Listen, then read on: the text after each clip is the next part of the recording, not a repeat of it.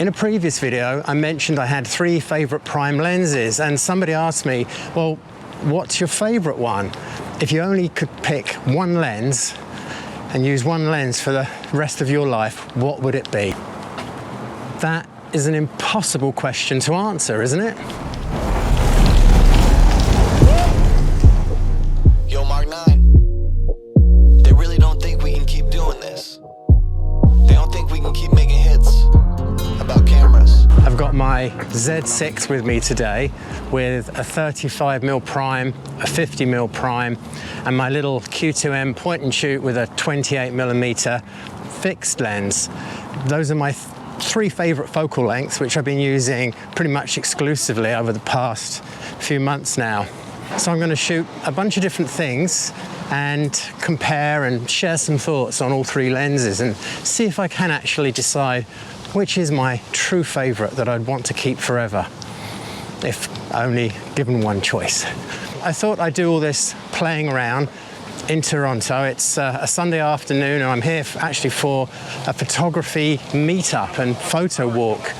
I've never been to one of these things before, quite like the one that's being promoted, and I've never been to this part of the city before on the east side. So that's all very exciting, and I thought while I'm here I'd play with these 3 lenses and photograph a variety of different things and see if we can come to some kind of conclusion about which may be my very favorite one of the lot. So of course, when I'm busy talking to you, talking to this camera, I don't pay any attention to where I'm going, and I'm completely lost already. I'm going to go up here. It looks like a park. It's a good start, isn't it? Also, in my usual fashion, I've not really given much thought about this or scripted anything. I just figured I'll make it up as I go along. Yeah, I started on a 50mm lens. Now I'm about to bag 50mm yen. So let's start with the 50mm. That's the lens that most people that get into photography start with if they want to go beyond the kit lenses. That's the first proper, serious prime lens that people start with because it's so cheap. You can get an f1.8 nifty 50, as they're known, for a couple of $100 or £100 or something pretty ridiculous in comparison to a lot of the other lenses.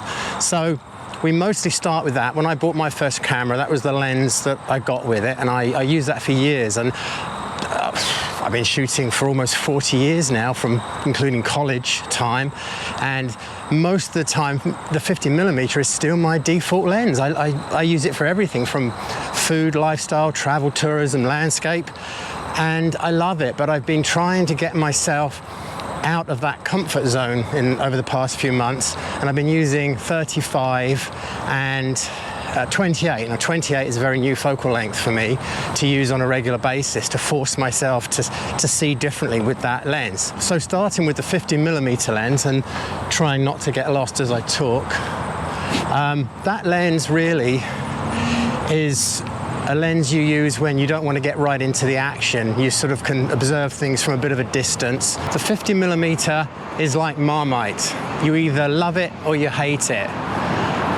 I think it's a very versatile lens because it allows you to really focus on a subject, to isolate, to pick out details.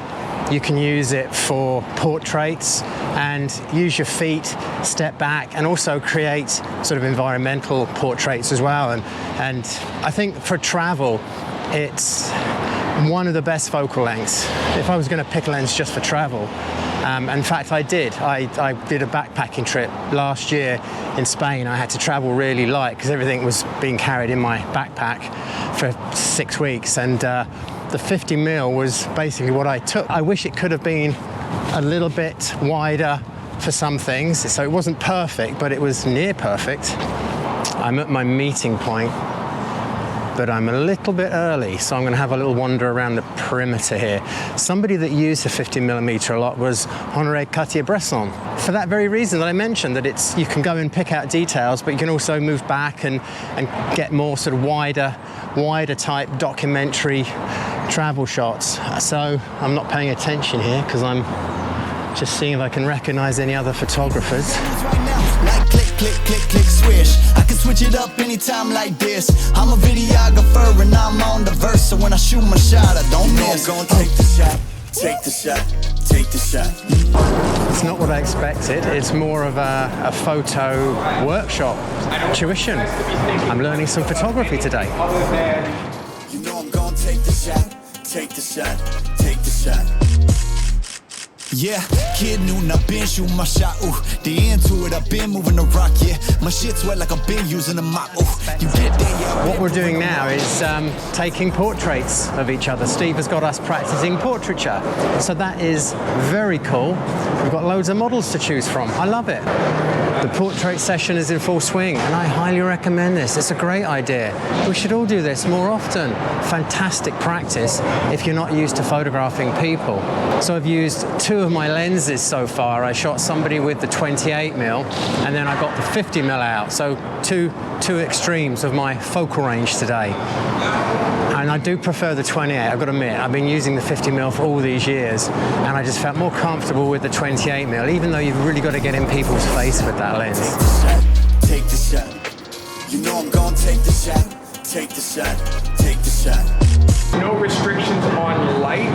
You can shoot in sun, you can shoot in shade. The only rule is no people. This is now line, shape, form, texture, and color. 10 minutes. So we've got a 10-minute challenge to shoot line, shape, form, texture, and color. Yeah, I've been proving them wrong. I've been taking shots and now I'm starting to stutter. Vision getting blurry, I should check my shutter. I'm the cameraman, I need my camera madam. That's such an easy question. It's right here. It's the 50. It's the 50mm. The 50mm is by far the most important, the most versatile, the most necessary lens. And I'm not talking about a 50mm inside an 18 to 55 or a 50mm inside a 24 to 70. I'm talking about a prime 50mm. It's the only lens. If I only had one, that would be it. Well, there you go. 50mm for Steve. I would have said that a few years ago, but... Ooh, I develop film, not feelings. Ooh, I develop film. We're back in the distillery district. I had no idea. We decided to get a beer and a bite to eat. Getting a beer at the end of photography is always a good idea. I highly recommend it. They don't think we can keep making hits about cameras. But I'm the cameraman. But I'm the cameraman. Stay creamy. After some food and beer, we decided to keep on going and shoot. The evening is coming, a storm is coming, we're in the distillery district, and there's lots to shoot here. It's a really cool place. So we're going to spend another, well, probably I'm going to spend another hour or so here, I think. I'm really enjoying this. Take the shot, take the shot. You know I'm gonna take the shot, take the shot, take the shot. Pull up and take the shot, take the shot. The 35mm lens is perfect for showing the environment around your subject. So you can step back and get a nice wide shot, nice street scene, nice travel scene, and show context, tell a story, but you can also move in close and shoot portraits. This lens definitely gives you the best of both worlds. It's probably no surprise that it's such a popular lens for street photography and travel. Now, 28mm, that takes a lot of getting used to. Some photographers do not feel comfortable using it because to get some fantastic dynamic results with lots of layers of story, you have to get right into the action, just, you know, feet away from people. And that takes a bit of practice. But also with a 28mm, you can still move in and do portraits as well. And I've done a few with my little 28mm over the past month, and I've been very happy with the results. Well, all the guys have gone. What a fantastic afternoon. That really was incredible to get together with such an interesting bunch of like-minded people. Just fantastic. Steve, you're probably not watching this, but if you are, thank you so much for organising it, and I do look forward to the next one. Now, the big question is, 28, 35 or 50mm, which would you choose? Which one would I choose? A 50mm lens, you're shooting from a bit of a distance, you're observing things and capturing them. Whereas with the 28mm, I think you've got to be a participator. You've got to be willing to get right in where the action is. A lot of people are very uncomfortable doing that, being so close to others. But you kind of need to really build up those layers and fill the frame with interesting subject matter. So with that in mind, which lens would I choose if I only had to have one going forward? I think it would be a 28. I really do. I really don't mind getting right into the action. I like the fact that the wide angle can give you some really dramatic images, and you can use that lens as a portrait lens as well, even though you have to get right into people's faces. Yeah, I'm gonna say 28mm. The problem with a 28mm lens is there aren't many people that make really good ones. Leica, Voigtlander, and Lauer seem to be the best out there. And then manual focus. Personally, I think a manual focus helicoid is probably the best way to go rather than a focus by wire. When we look at all three lenses, the 35mm for me sort of sits in the middle. It's a good all-round lens. I think the 35mm is probably the best choice for most people. It does great wide environmental landscape type shots, but at the same time you can get in and do some good portraiture too.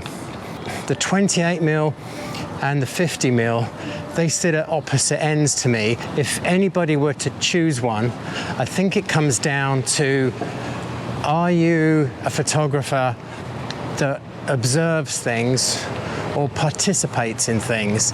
Because with the 50mm, you don't need to get into the action. You can stand back and observe and shoot and still get great documentary, candid images.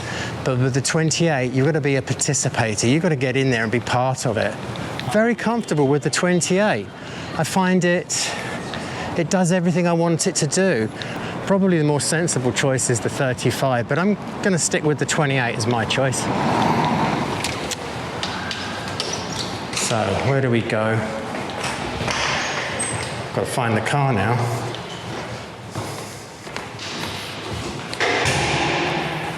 So, oh, it's very echoey in here. Okay, here we are. Here's the car. So, to wrap things up, thanks for watching. And I do have a lot to say about these lenses, particularly the 28mm, and how I use the 28mm, some techniques for documentary, street and travel.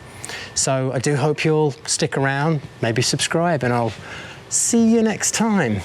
They really don't think we can keep doing this. They don't think we can keep making hits about cameras. But I'm the cameraman. But I'm the cameraman. Stay creamy. Yeah, I started on a 50mm lens. Now I'm about to bag 50mm yen. I can shoot all day, I got stamina. Turtleneck on with my camera, yeah. Stay creamy, man, that's what they say. Shoes laced up and I came to play. Yeah, I'm first team, I'm a superstar. They call me Cream, like Abdul-Jabbar. Yeah, you had to face it, let's get back to basics. I'ma take the shot like it's a vaccination. I don't have the patience, I'ma shoot right now. Yeah, we undefeated and you gon' lose right now. Like click, click, click, click, swish. I can switch it up anytime like this. I'm a videographer and I'm on the verse. So when I shoot my shot, I don't miss. I'm gonna take the shot, take the shot, take the shot. You know I'm gonna take the shot, take the shot, take the shot. Pull up and take the shot, take the shot, take the shot. You know I'm gonna take the shot, take the shot, take the shot. Yeah, kid noon, I've been shooting my shot, ooh. The into it, I've been moving the rock, yeah. My shit's wet like I've been using a mop, ooh. You get there, yeah, I've been proving I'm wrong. I've been taking shots and now I'm starting to stutter. Vision getting blurry, I should check my shutter. I'm the cameraman, I need my camera madam. Shoot my shot like I'm Ansel Adams. I develop film, not feelings. Ooh, I develop film.